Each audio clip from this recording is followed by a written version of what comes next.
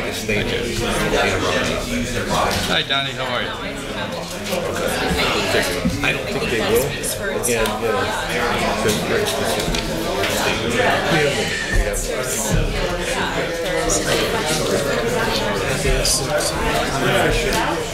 I think, yeah, that's. If we hurry up, right?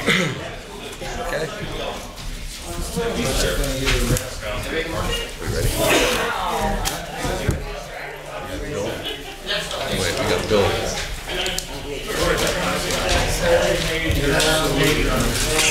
Yeah, you're in the wrong seat, aren't you? I'm not my brother's keeper or my sister's keeper. I don't know. Where's Bill? Yeah. Oh, there's Bill. I'm looking down here. Yeah, I know. It's. You ready? We're in alphabetical order. Pledge, please.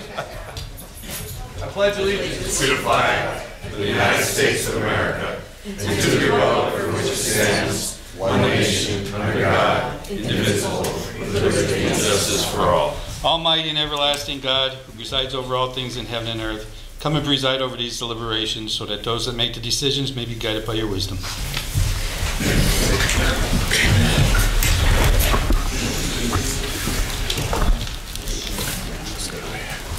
Okay, you're going to do roll call. Oh, yeah. A roll call, Mr. Ryan. Okay, Mr. Brooks. Proudly here. Ms. Gilbert is excused. Mr. Merritt. Here. Mr. Barrett. Here. Mr. Velasco. Here. Controller Darren Snyder is also here. Administrator Rick Kaczynski. Assistant City Attorney Maureen Collins. Assistant City Clerk Catherine Payne. And Administrative Assistant Lisa Sanfilippo. Chairman Velasco has a statement that he'd like to make before we get into the formal action on the agenda. As City Council Chairman, and on behalf of this City Council, I'd like to make a brief statement regarding Officer Collins. Obviously, this council is extremely concerned over the allegations revealed this week. As everyone is aware, the criminal investigation by the state against Officer Collins is in the very early stages.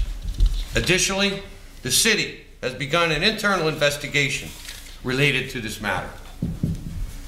This is now a personnel issue subject to city investigation. It would be inappropriate for this council to offer any further comment. Again, I say, it would be inappropriate for this council to offer any further comment. Residents, I ask you, any questions related to this situation, please address directly to the city administration. Thank you. Okay, thank you, Mr. Velasco. Good evening and welcome to all. Tonight's meeting is a regular session of City Council. Please turn off all cell phones. According to the First Amendment, this meeting is a limited or designated public meeting, as all regular sessions of City Council are. The chairperson is the presiding officer of the meeting. As a City Council meeting, specific rules and procedures of council are followed. The list below are examples of important council rules. They are not intended to be a complete list. Persons addressing the council shall limit their address to 5 minutes. All remarks shall be addressed to the council as a body and not to any individual member thereof. No speakers are allowed to address council from beyond the rail, except the speaker at the dais who has the floor. The chairperson shall preserve order and decorum, prevent attacks on personalities, or the impugning of members' motives. The chairman shall determine all points of order. No person except city officers or their representatives shall be permitted within the rail in front of the council during any meeting without the express permission of the council. Finally, in order to be heard by all here in attendance, as well as to be picked up by the microphones and recorders, when members of administration are speaking, please stand up and speak into a microphone. Council will speak into their microphones at the table. Does anyone wish to speak on legislation pending before council tonight? Mr. Troy. Mr. Troy? I see it's a very light agenda, but I just wanted to comment on, or ask council on the one ordinance regarding the amending the regarding the recycling fee. Well, I indicated my opposition to raising. I realize it's only $10. Doesn't seem like much, but the taxpayers of this community, I think, have taken it on the chin over the years. Not just in terms of property tax increases. I know we didn't have one this year. In light of the fact that it's an election year, it might have been a coincidence. I don't know. But in light of the fact that I'm opposed to this, and I was wondering if it would not be out of line to ask a couple of questions. If it's possible to hold this thing, to table this consideration of this, because of the fact that it is going up $10. As I indicated several times, I don't think it's in the best interest, it's certainly not in the best interest of the taxpayers, especially people who are on fixed incomes. $10 doesn't seem like much, but since we've already been taking it on the chin and body slam with all these various property tax increases over the years since the Layton administration, and we also endured garbage fee, garbage bag increase and parking meter increase, which is higher than the city of Scranton, the parking meter. I just don't know. I don't know if businesses are suffering. I know this is off the line here concerning the agenda, so I won't get on that. But my point is that I would wonder if I know this. I guess this is a technicality or just a formality to amend this section of the Code of Ordinances, but in other words, if council doesn't act on this, can anybody tell me what would happen? I mean, so the fee, if you didn't act on this, the recycling fee increase would not be passed, correct? At least not tonight. Is that correct? Are you finished? Not quite. Maybe you can comment on that. But along these lines, maybe you could tell me why, I don't think this is getting off the point, why the $10 was necessary. I thought, maybe I'm a little naive, but the city does, I guess only Butch Friday can answer this, and he's not here. I don't think Mr. Guzensky would know about it, but the city does make some money from recyclables, right? Or is that, I know they have to, a lot of that, I guess from what I've read, some of the recyclables are disposed of in the landfill. Now, not everything is being recycled. Maybe that has something to do with it. So I would love for somebody in council to comment on this, and I would hope that this thing could possibly at least be delayed until whatever amount, since Ted's here, and I think you can answer this, didn't I? Get you more in on it. How much money that was supposed to raise the $10 per household or per property, and could that be compensated for in other ways, like perhaps getting after? There was a big article in the paper not too long ago about some of these parking lot people who are not paying, who are not posting signs, but not only that, not paying their due fees for having a parking lot. The private people I'm talking about, the private lots, the smaller lots. There are a lot of people who are behind on their various what do you call those fees that I keep trying to urge council to raise, the mercantile tax and the business privilege tax. Especially the landlords, I hear, some people are very behind on those. Could if we make strides to get after those people for some of that money, could that not be compensated for enough to postpone the increase in the garbage fee, the recycling fee? Sorry. If anybody has any comment, I would appreciate it. Sam, as far as the recycling goes, in 2018, I think we made $15,000 on recycling profit. We had 15,000. 15,000. Since October, I think it was, the recycling now has cost the city. The city budgeted approximately $100,000 because they stopped taking recycling, and that's across the country. That's not just in the city. Just to compensate, to make up for that, we're asking for $10 more. This was already approved, also in the budget. This is a formality of going through the ordinance itself. It's already been passed. The budget was passed, Yeah, I know the budget. and this passed. was in the budget. But again, we had a profit, to now it's an expense of about $100,000 a year. And how do you explain that? They stopped taking recycling. I mean, they stopped buying recycling. It's that much of a turnaround from Yes. 15,000 to 100,000. 15,000 profit to $100,000 loss. So, If Mr. Kittrick was here today, he actually gave us that information back in like November, I believe. what do you mean they're not? What do you mean, Mike, that they're not taking recyclables? You mean they're throwing it in the landfill? So what's the sense of putting out recyclables? Yeah. They're- Well, I What's believe the sense of putting out recyclable can if they're not? they must be taking it, but they're not taking it and giving a profit. They're taking them, but they're not paying anything for I it. Is believe what you're so. saying? Mr. Ryan, like to comment, please.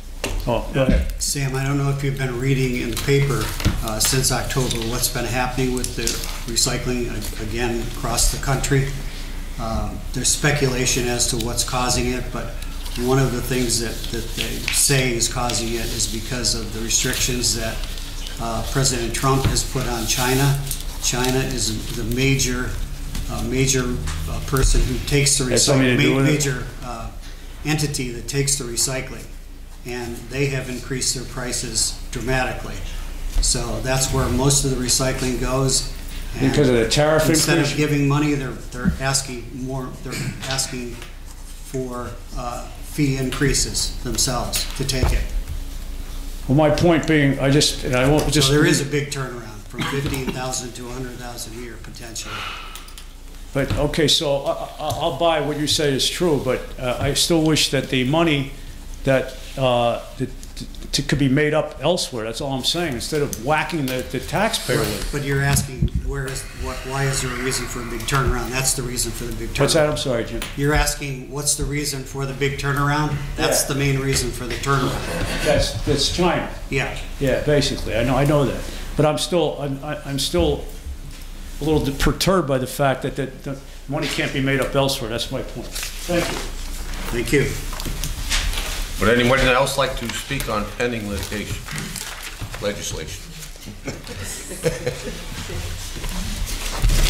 Okay, I get what you guys are saying about the 15,000, okay?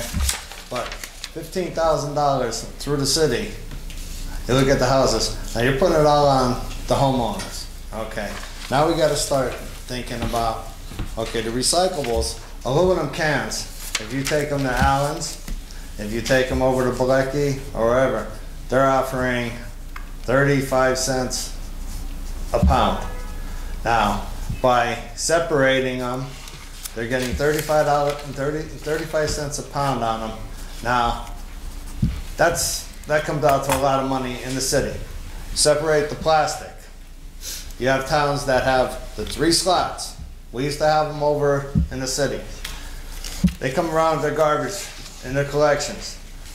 You have 3 buckets. People separate them. They're plastics, they're cans, and they put them in 3 different slots. Now, they pay for, I just come back from Myrtle Beach. Now they have 3 sections. Their plastics are separated from their cans. They get paid by the pound for each one of them. I understand what you were saying, Jim, but they do get paid because they chip the plastic and they they crush the aluminum, okay? And they do get paid by the city. The cities do get paid by it.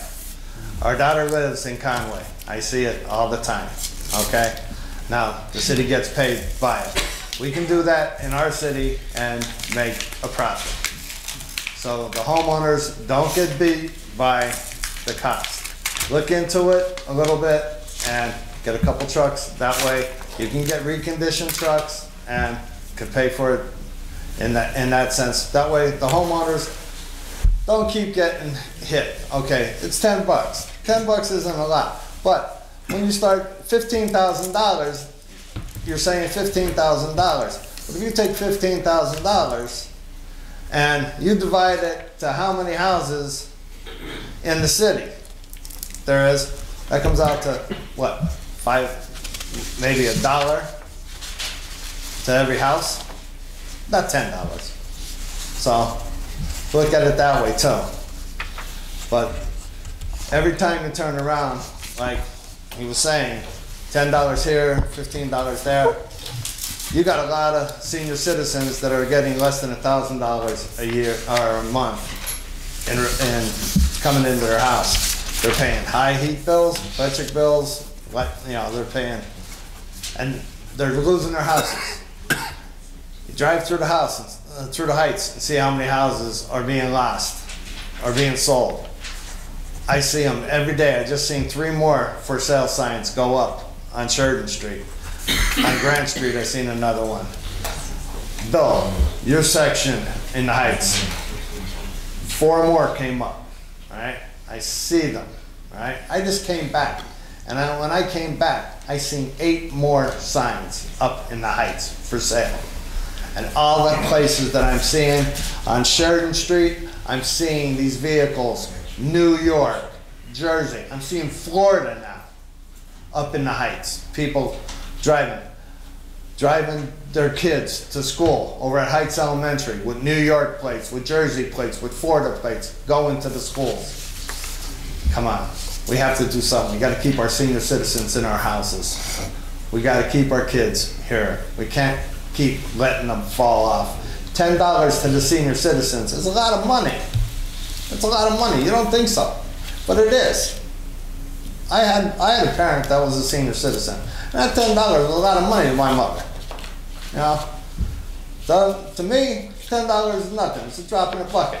You know, I'm not worried about the $10. But to the other senior citizens, you gotta start looking at the other senior citizens. You gotta cut them a break.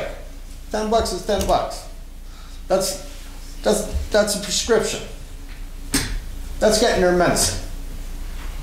So what are they going to do? They're going to pay that extra $10 in taxes, or are they going to get their prescriptions? They're going to get their diabetes medicine. They're going to, what are they going to do? Think about it before you pass this. Think about it. That's all I'm asking you. Think about the senior citizens. Okay? Thank you. Anyone else on pending legislation?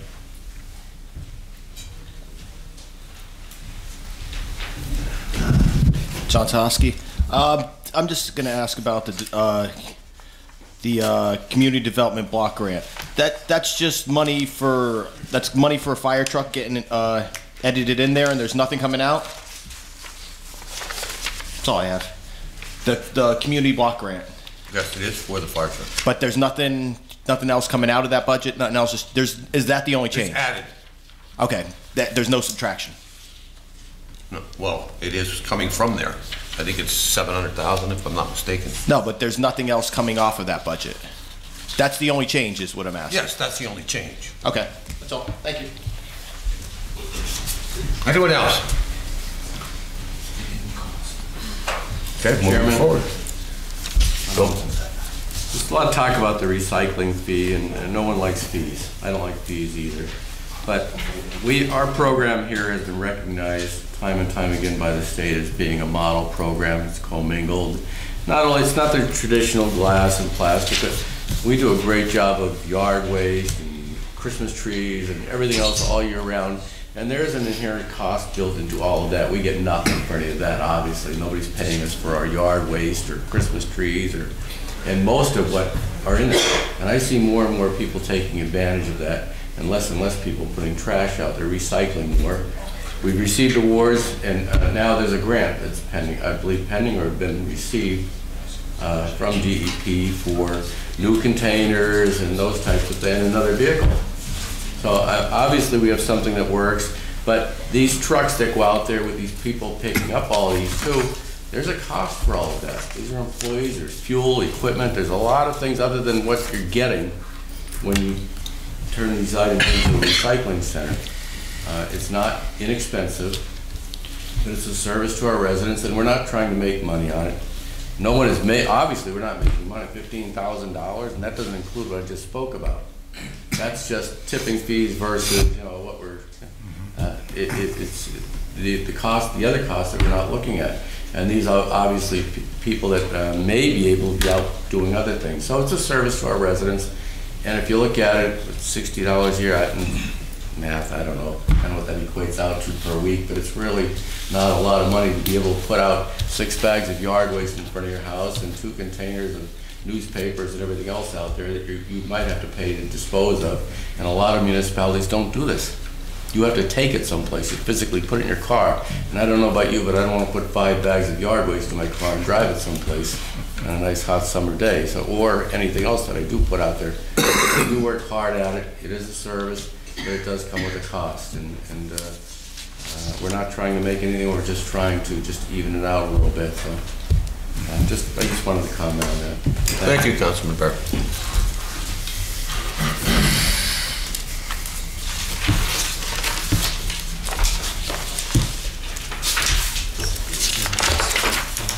Anyone else on pending legislation? Okay, we'll go into the agenda items. First is the consent agenda resolutions. Motion, second, and vote. Mike Merritt. Second. And Tony. Mr. Brooks. Yes. Mr. Merritt. Yes. Mr. Barrett. Yes. And Mr. Beluska. Yes. Motion passes. And consent agenda ordinances. Motion, second, and vote. Motion. Mr. Beluska. Second. Tony. Mr. Brooks. Yes. Mr. Merritt. Yes. Mr. Barrett. Yes. And Mr. Beluska. Yes. Motion passes also.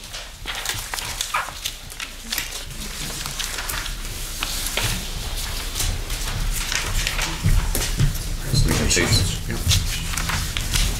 Council presentations. Mr. Brooks. Yes. I just want to make a few comments on the 21 historic preservation projects that are going on in the city of Wilkes-Barre at this moment. I think as people may know that historic preservation is one of my big passions in life, and that I believe that when we preserve our historic architecture and our land, that we create a unique environment that is unique only to Wilkes-Barre and not the rest of the country. And I was pleased to find out today that the old First Baptist Church on South River Street is now going to be restored and preserved. And that adds to 20 other projects that I can list right now that are being preserved in Wilkes-Barre, such as the Memorial Presbyterian Church by King's College, the First Methodist Church by Downtown Arts, the Sterling Annex, the old McClintock Law Firm by the Luzerne Foundation, 259 South Franklin Street as a private home, and a dental office, 73 West Ross Street, back from a student housing project from 4 students to a private family house, to this train station, to Springbrook Water Company by King's College, the Zevian Butler House by the Wilkes-Barre Preservation Society, the Iron Temple by the Iron Temple Preservation Project, the PNC Bank building back into apartments, Allegheny building into apartments, the former Bartikowski's, the Zeroni Art Gallery, Jonathan Restaurants, which is the old American Legion building, the old United Penn Bank building. And just as an aside, you know how old we are when we call United Penn Bank or United Miners Bank, it's now the Citizens Bank building, back into apartments, Hampton East into apartments, Hampton West into apartments, the Wyoming Valley Art League, which is preserving the old Luzerne County Medical Society, the Times Later building by King's College on North Main Street, and the Wyoming National Bank building back into apartments. I think that is spectacular that there are now 21 historic restoration projects going on in the city of Wilkes-Barre, which to me proves that we, as this city, honor our ancestors and honoring our history. Thank you, Mr. Chairman. Very interesting, Phil. Mr. Merritt.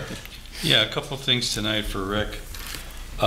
Rick, the old Wilkes-Barre General Hospital has a helicopter pad on the top. And when they first opened it, all the traffic coming in was coming over the river and landing on the roof. And the noise was less irritating to neighbors than today, because today they're coming in right through the east side of the hospital and you know, causing alarming some people living there at all hours of the day. I was wondering if we could reach out to them and see if they could bring their air traffic over the river, over the cemetery, down to the roof that way. Also, I was asked if we could accent the stop signs on North Main Street and West Linden. There were a couple accidents up there. I don't know if it's maybe a sign we could put up with a red blinking light. That was discussed today. They're gonna do that? Awesome, great.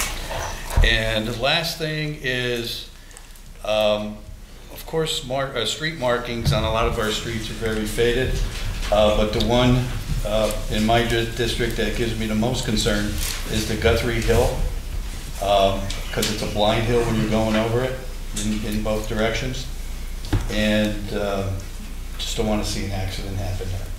Okay. So if we could restrike that, that'd be awesome. Okay. Thank you. Thank you. That's all I have, Jeffrey. Councilman Barrett. Just an observation, we went 50 degrees in about a week, change in temperature. And I see Spring Street is just literally falling apart up in East End between Home Depot and Mundy Street. There ain't another barricade out in the middle of the street that people have to drive around. And I guess we're going to take another little change or two before we get into some steady weather. I would like, if we can, have someone reach out to the state. That part of Spring Street is part of Business Route 309, which was supposed to be reconstructed along with the sections that they did last year. And they're going to have to do something with it sooner than later. I don't know what their plans are as far as addressing that, but right now there are people literally driving on the opposite side of the road. The intersection of Spring and Mundy has a couple horses in the middle of it. And I anticipate it getting much worse before it gets better. And on that note, we're going to have to be ready for it. I think we're going to have a little bit of a rough spring. I see some streets, if they're falling apart now in January, they're certainly going to have to be prepared to really get out there and address them. But if you could reach out to the state on Spring Street and see if that's Business Route 309, if they can prioritize that a little bit higher and make sure that they get back on that and address that. 19 Kidder Street, I know we have somebody that takes care of utility cuts, but that caved in again. You literally have to stop to get through there. I don't know whose cut it is, but it's recent. But that's caved in and there's no way around that, so you basically have to stop before you go over that. Well, that's all I have since Tuesday. Thank you, sir. Okay, Bill. We as council, we get a lot of, when it snows out, we get a lot of phone calls. I haven't seen a plow truck all day. When's the plow truck coming down my street? So I thought I'd get ahead of it this past Saturday. And I welcome all of you, and I think you should all try this. Saturday night, I thought, well, I'm gonna go, and I'm gonna find out where these trucks are. So I go up to the DPW garage, basically unannounced. Lisa was there. Lisa was answering the phones when I walked in. She was taking resident phone calls in.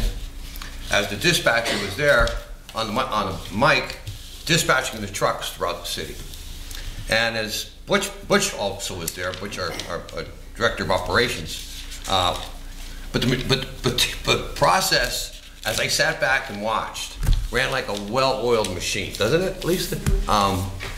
Between her taking the phone calls, giving them to the dispatch, dispatching the truck to the location of the phone call, and then Butch just orchestrating the whole thing. Guys would come in off the road. I'd see the trucks. I had a bit advantage where I was sitting. See the trucks come in. They'd come in, report to the dispatcher and Butch on what their findings are on the roads. Then they would go out and get another load of rock salt, and back on the road they went. And it was very interesting, very interesting. And I say to my fellow council members, I just get up there, spend an hour. I was there for about, what, an hour and a half, maybe 2 hours. It's really interesting to see. And the trucks are out there. Believe me, there were 13 trucks. Mr. Prati said to me he had one breakdown and it was up and running the next day. He just told me that on Tuesday. But it was very interesting, very interesting. The trucks are out there. Believe me, I've seen it. I went unannounced, and they were out there. Okay, moving forward. Public discussion. Jamie Fleming.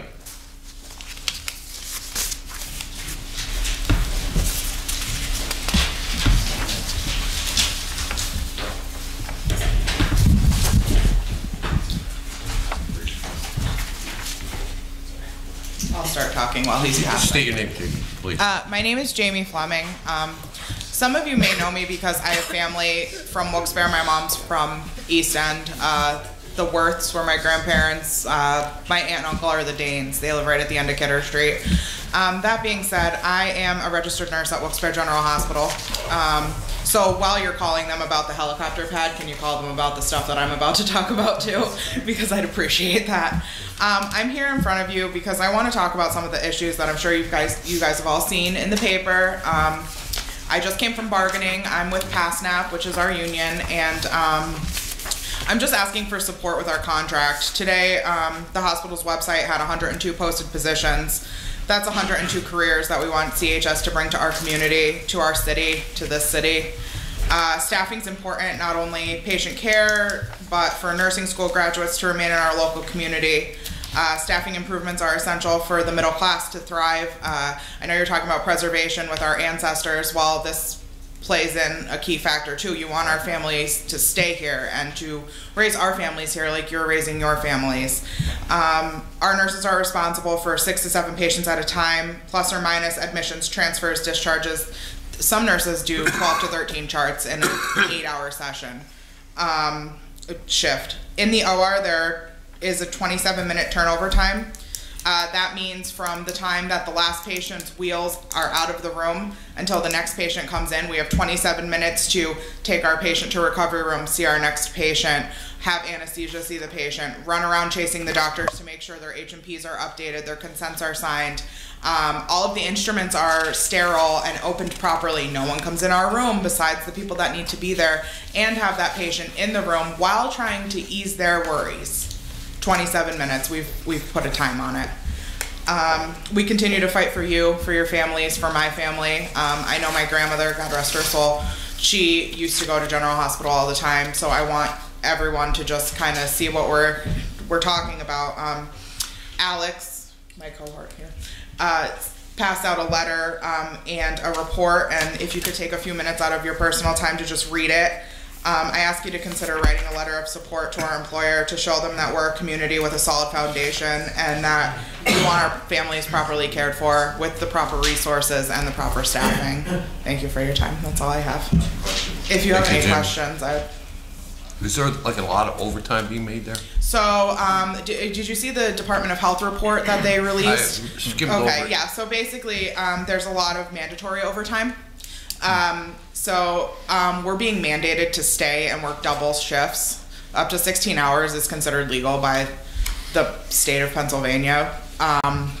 So most nurses, now I'm in the OR, so it is a little different, but I did work on med-surg for a while. So they're being forced to work 16 hours back to back, sometimes with 8 hours in between, which is illegal. You're supposed to have up to 10. So there's a lot of overtime, and they're giving overtime instead of hiring those 102 positions. We're trying to just make sure that they don't have 6 or 7 patients per nurse. It's not safe. I mean, they want you to hourly round on your patients. So if there's 60 minutes in an hour, you have 6 patients, that's 10 minutes per patient. That means make sure the patient can go to the bathroom if they're incontinent, make sure they're changed, give them all their meds, answer any questions, call the doctors, make sure their orders are proper, get them ready for surgery, have them turned every 2 hours to prevent bed sores, send them to the nursing home if that's where they're supposed to go in 60 minutes. That doesn't include time for you to sit down and chart, take a minute for yourself. Our nurses are burnt out. Any other questions? I could go on for hours. Are you part of the negotiating committee? So technically I'm just a union representative, and I just took that on recently because I felt like if I was going to be a member of the union, I wanted to see both sides and I wanted to see exactly what was going on. So I wouldn't call myself a member of the negotiating committee, but I do go to negotiations and I do offer input. We're bargaining today. We are. In your opinion, how close are you to settling the contract? So I mean, I think now that we've announced a potential strike, there's a possibility that they're trying to give us a little bit. They're still fighting with us. Well, I wish you luck. I don't know if anyone else has any comments, but I wish you luck, and we all support you here. Thank you very much. I appreciate it. Hopefully, good luck to you. We'll get somewhere. Mr. Chairman, I just want to say, I support you too in what you're doing. But again, I want to stress to the administration that I see the writing on the wall that I think that Commonwealth Health Systems might be sold yet again to another entity only because of the advertisements that the University of Pittsburgh Medical College keeps doing over and over again. And if that happens, this is not to deal with your contract, but if we go from a for-profit to a non-profit, that impacts our budget seriously. And I believe it might be something towards $300,000 to $500,000 a year that we would lose in tax revenue. So I encourage, yet again, the administration to reach out to Commonwealth and UPMC to see if that would happen. I know that might be difficult, but I just think that that is a possibility that might happen down the road, and that we need to plan in our budget, because that's a huge hole if we're going to lose $500,000. But I wish you the best of luck, and I support you completely. Thank you. Sure. Thank You're you. right, Councilman. You're right. Any other questions? Thank you. Thank you. Jim Burton.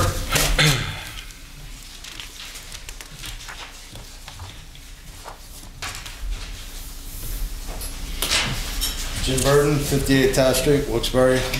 Okay. What you were saying about the plow trucks being out, yes, they were out in force. I could contest to that because I seen them through my street 4 or 5 times. They did a great job. So tell DP&W, tell Butch that they did a fantastic job. One of the reasons why I'm here is street markings. East Northampton Street need signs for school crossings on East Northampton. Need signs saying 25-mile-an-hour school zones or whatever. Cars are flying up there. I just almost got hit by another car again today. It's ridiculous. It's pouring down rain. These cars are flying through there. There's nothing. There's no flashing lights, whatever, on Northampton Street. We need them up there desperately. I'm not going to get hit by a car. I'm not going to be another Frank Martin. I'm sorry to bring up his name, but I'm not going to be another Frank Martin out there getting hit by a car because the city or the state or whoever does not want to contest and put these signs up. I've been asking for a couple of years now, you all know, and it still hasn't been done. Please get these signs up, okay?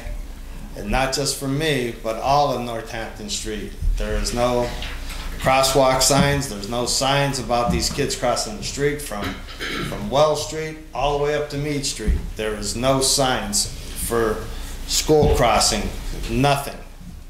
Please, get these signs up. You know, we already had last year, we had a child hit, broke his leg. That's all that happened to him, okay? We lucked out.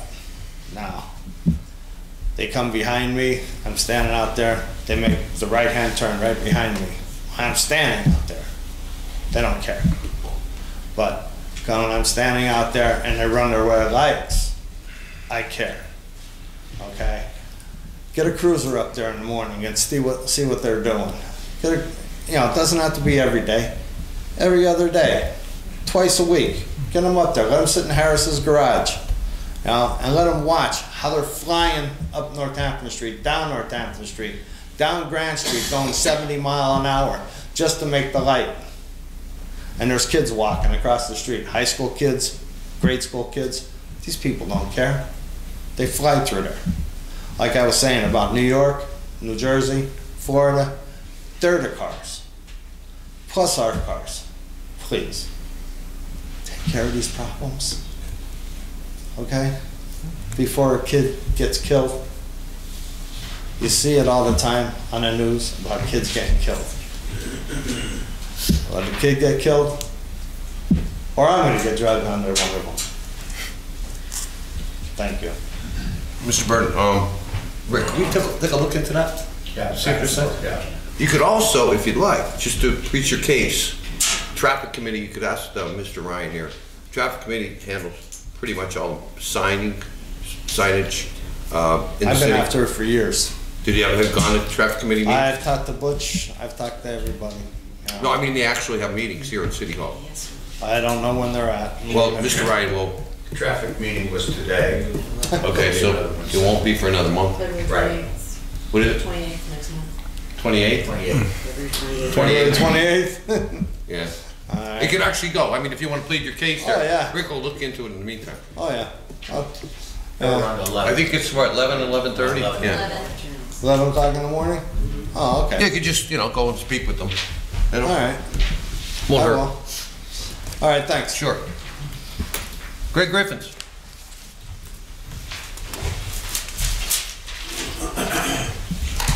Hi, I'm Greg Griffin. Hello, council and citizens. Just a quick update from our opioid committee. Tony Brooks, 2 mothers who lost a son and a daughter, and myself had a good meeting with Senator Casey's staff in Scranton, and also with 2 staff members by conference call in Washington.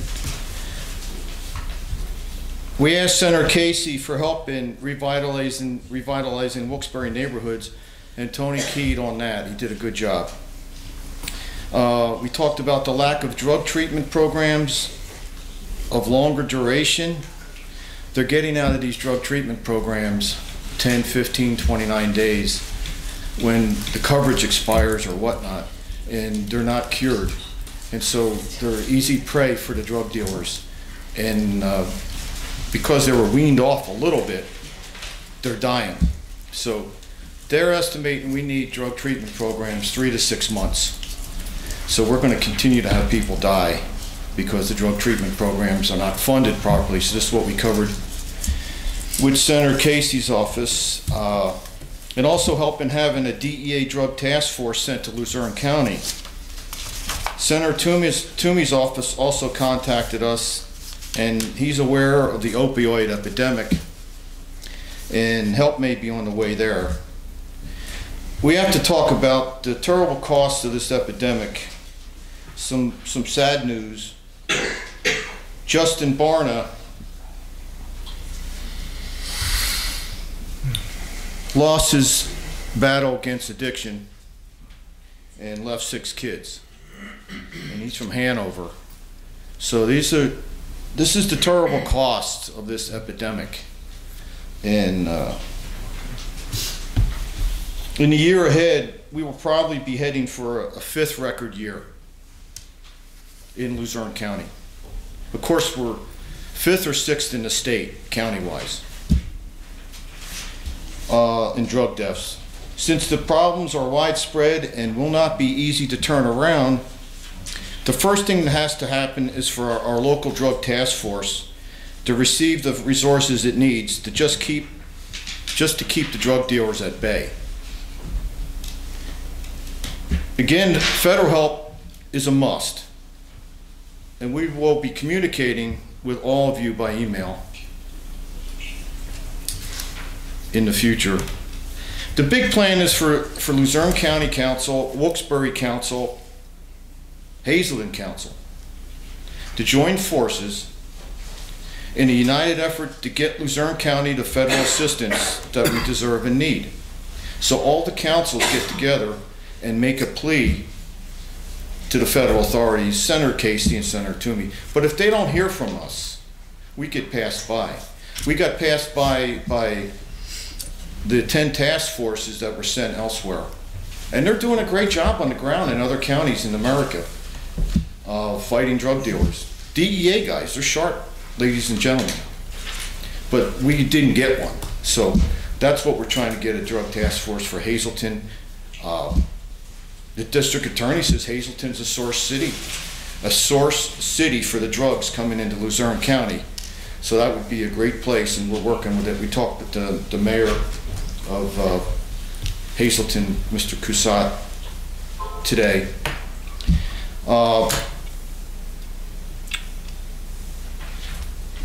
Together we can make an argument and turn this drug epidemic around. We've already been bypassed by the 10 task forces, and we have to get together and join together to fight this thing that is creeping in and destroying our communities. So we'll be in touch through email, and it's okay for each one of you to give Casey a call or Toomey a call. So, but on a united front, Casey's going to hear us, and he's going to try and get some appropriations, and so is Senator Toomey. But that's what it takes to fight this. But it's going to be a very long battle with tremendous deaths still ahead, unfortunately, and it's hurting our community. What corporation would want to move in here?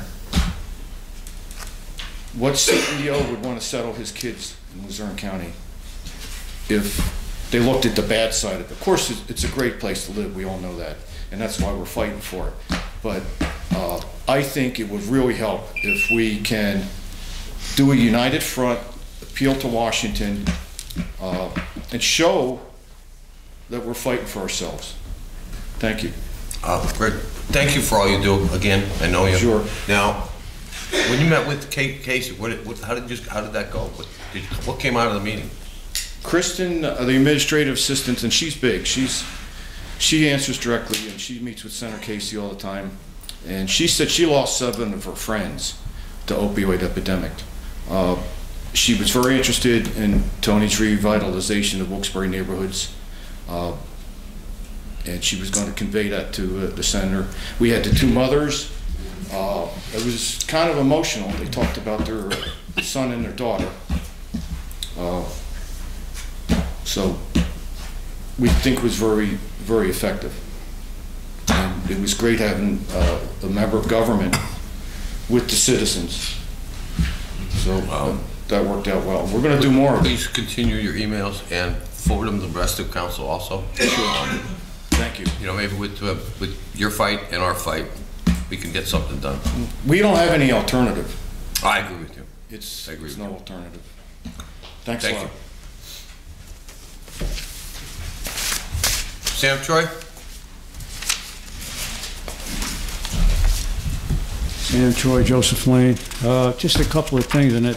Mr. Rich Kaczynski, would you, I don't know, as Ted's here, I don't know if you can consult with him, but I would just like to know as a citizen who was more or less opposed to the, not just the sale itself of those real estate parcels, and talking about the Sterling and also the one on Northampton and Main Street, which is now enclosed by a fence.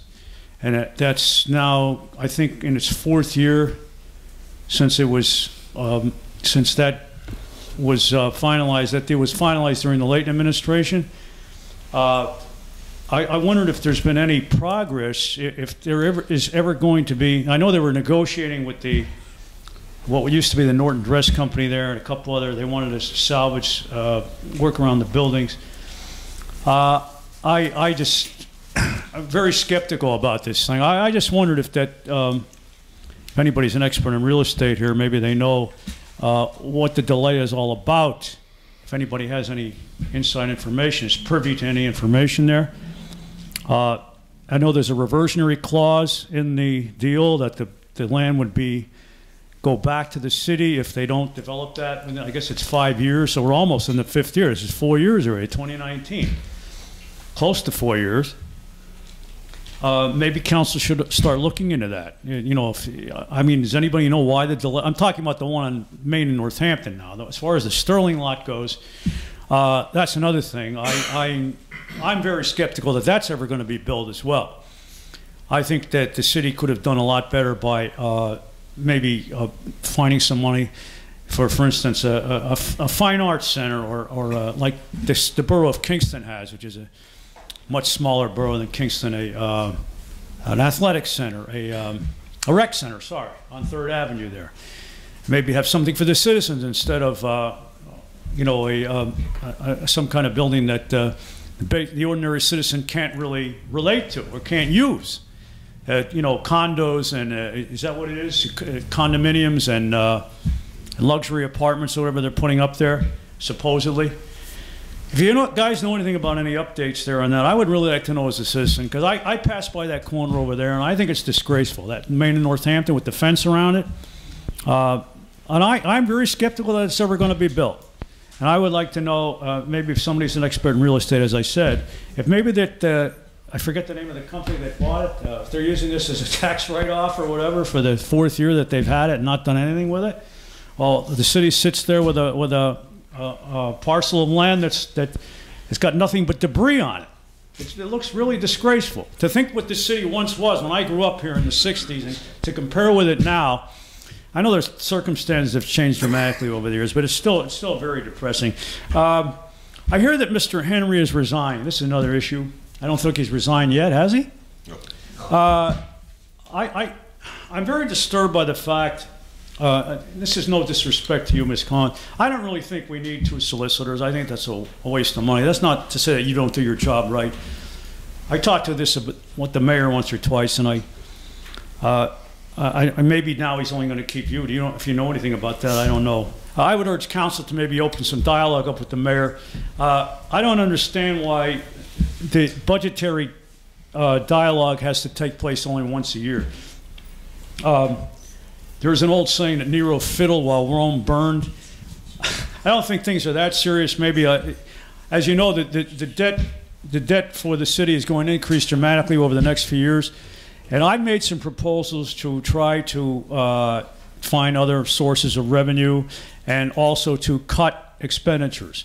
I don't think it's too early to start now to try to get Wilkes-Barre back on good financial footing.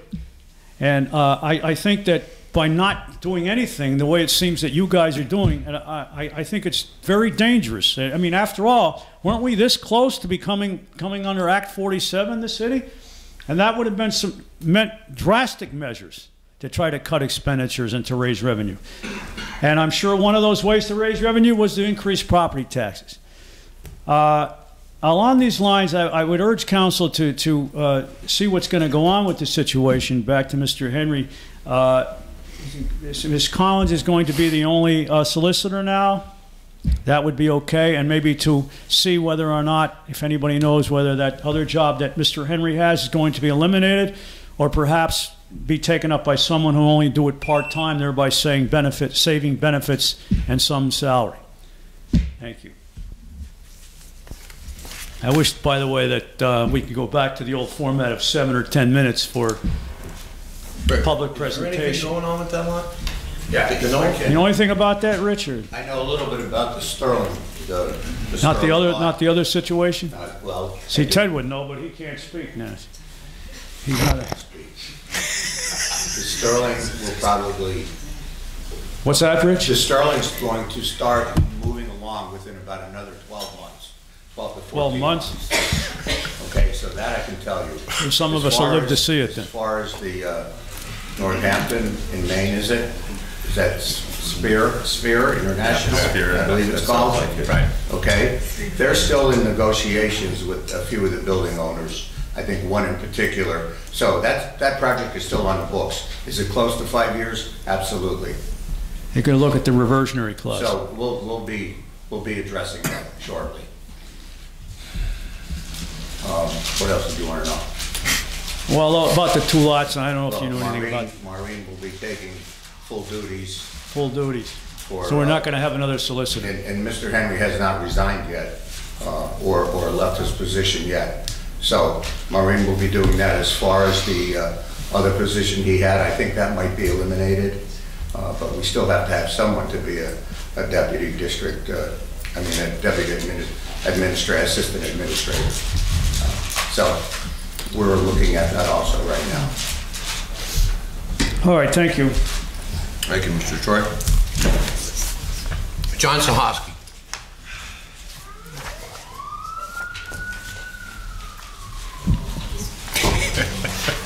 John Sahoski, Almond Lane. Okay, first thing, has the city applied for the Act 13 grant program funded by Marcellus Shale natural gas impact fee revenue. I know that I talked about other grants before, and the city's always about, with the LSA grants, they let everybody put in for as many, or any kind of grant. So this is something the city should be putting in a lot for, to try to get a chance to get some of this money. With our incident with Officer Collins, I don't know if, innocent, guilty, I don't know, nobody knows yet, but this seems like the time where we should be looking into body cameras for our police officers, because like if at the time that those incidents happened, if we had body cameras, we would know one way or another if he was, if he was guilty or innocent. This whole process that he's going to have to go through, it's just going to be a few people's words against one person's word. We're not going to get any actual, evidence, just testimony. Where if we had body cameras on our officers, we would be able to know right from the jump what the actual facts of the situation are. I just think that it's risky having our officers out there by themselves, because you don't know if people are telling the truth or if our officers are acting inappropriately. So that's something that I know maybe it came up before the last council, but that's something that should be really looked into, because we need to protect ourselves and our officers, because if Officer Collins is found guilty, I'm sure the next thing that those victims are going to do is sue the city, and it's going to cost the taxpayers a lot. So we should be looking into preventative measures for another incident like that. So I'd really urge you guys to look into body cameras, look for where you guys could find the money to pay for them, because it's something that's going to be really important. That's all I have. As far as the body cameras, I kind of agree with you, but that would be a huge expense, and I think would be a major issue with the unions. I really do. There's probably ways around of turning that on and off too. I mean, that wouldn't be the solve all. And it's unfortunate what happened, but I know. I'm worried about protecting against future lawsuits. I understand. And the grants, Act 13, the Marcellus Shale grant. Do we know anything even about that? No. As far as that goes, and I think we had a discussion on that, we're not looking into that until our LSAs are approved, and once we receive it. We have to use some money that we already have before we go back and ask for more, but we will be addressing that. Well, those, probably by February. Yeah, but by February 1st, that's when those grants that's when their cutoff is. So, I'm just, don't have much time. I'd urge you guys to do, put something in, because that's money that's out there that we could probably access. Thank you, John. Anything else from council? Motion to adjourn?